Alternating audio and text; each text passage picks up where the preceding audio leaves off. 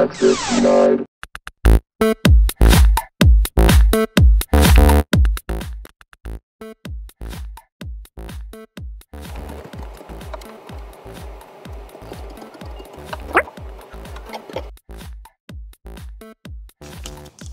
Une fois arrivé sur l'interface de pilotage, on a deux grandes zones. Sur la partie gauche de l'écran, une zone de communication et de pilotage du robot.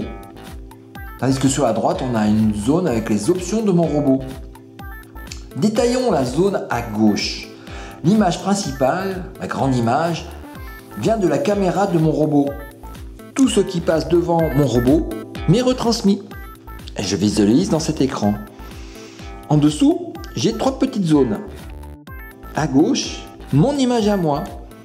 C'est un peu mon miroir. Il permet de régler ma luminosité, mon emplacement, ma caméra de ma webcam. Mais c'est surtout l'image qui s'affiche dans l'écran du robot. Au milieu, l'outil de navigation qui permet de piloter et de déplacer le robot. Et enfin à droite, l'image renvoyée par la deuxième caméra, fixée au cou du robot, celle qui me permet de voir en quelque sorte là où je mets les pieds. Et enfin dans cette partie de l'interface, deux petits détails.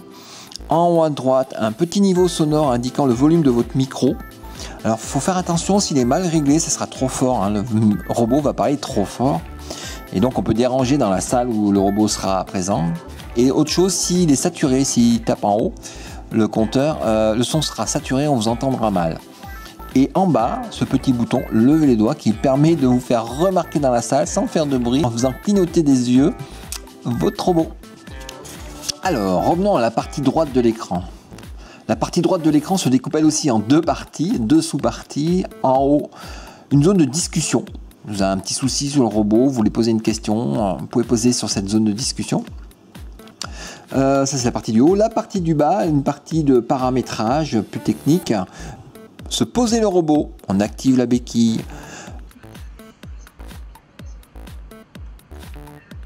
Couper le micro.